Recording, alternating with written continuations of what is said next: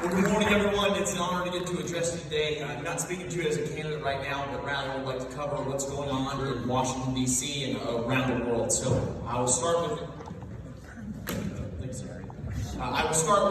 really kind of the broad scope, what's going on in the geopolitical stage, what's going on in Ukraine. The Ukrainians have been fighting incredibly hard. They have just really stalled the Russian advance, which is incredible.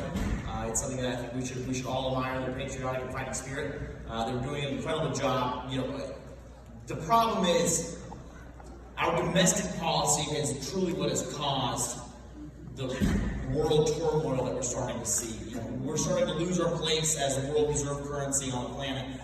Normally, since 1970, if you wanted to buy a barrel of gas, you had to convert your currency into U.S. dollars to be able to buy a barrel of oil. But now Saudi Arabia, who has not returned the president's phone calls for over 4 weeks now, is about to sell the first barrel of oil to the Chinese yuan, which is an incredible blow to our presence on the world stage.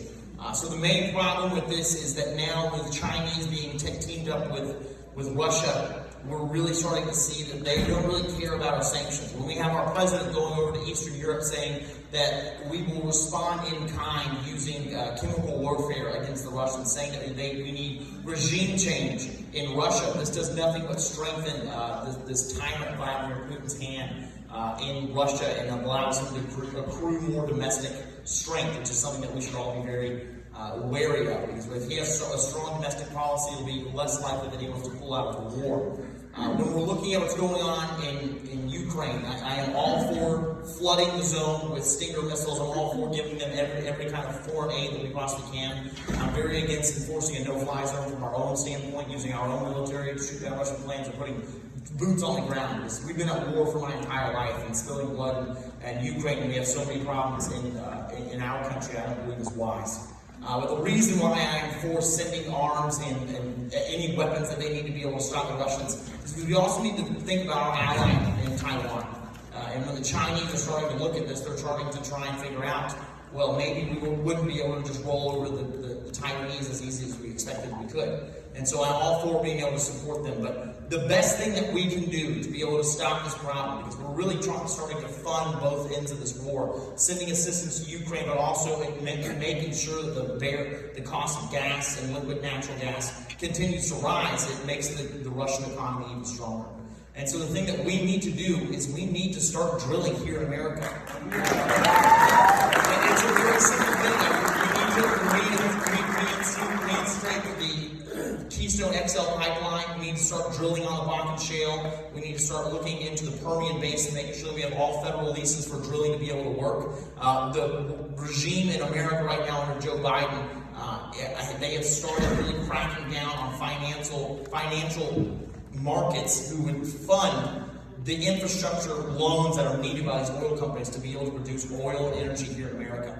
And so this is such a terrible idea. And I think it is just so callous when you hear Pete Buttigieg or Joe Biden or anybody within this regime who says, oh, well, you can't afford a $4.50 gallon of gas or a $5 gallon of gas. Well, then why don't you just go out and buy a $65,000 electric car? I mean, they do not care that everyday Americans are suffering.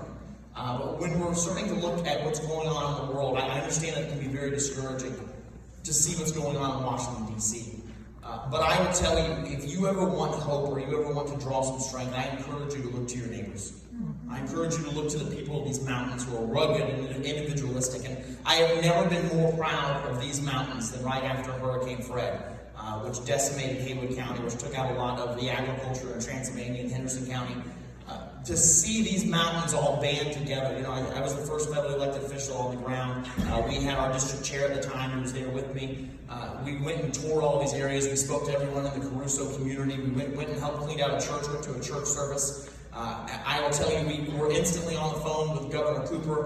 Bipartisanship was really the note of that day. We were asking for the exact declaration of emergency that we needed so that the federal government could get involved. And I will tell you, it sickens me how slow FEMA has been to respond to the needs of the people of Haywood County and the other affected areas. That's really why I wanted to go to Washington to try and make this bureaucracy start working for the American people again.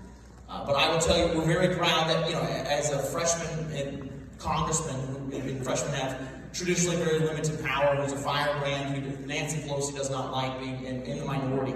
We've still been able to bring over $70 million in grants and funding back to Western North Carolina. In a little over 400 days, my constituent services team has closed over 1,600 cases, which has accrued over $3 million back from the IRS that has been wrongfully taken from this district. We've been able to pass 3 pieces of legislation, which is really rare for someone in the minority to be able to do. 2 of those focusing on the GI benefits for our veterans, and 1 of those focusing on making sure that we get rural broadband to Western North Carolina. And so this is something that is so incredibly important. And I will tell you, when we're having all of this big government spending that's going on, causing us to go further and further into debt, I am telling you, it's my honor to be able to fight to bring more money back to Western North Carolina, because if we're going to be having all this inflation, we need to have the infrastructure to be able to keep up with it. I will tell you, it is my honor to get to meet your congressman. It's my honor to get to be able to fight for you. We were the first freshman congressman to have all of our district offices open. We were sworn in on Sunday. On Monday, we're taking constituent services requests. We have 4 district offices, which have all stayed open and remained open this entire time.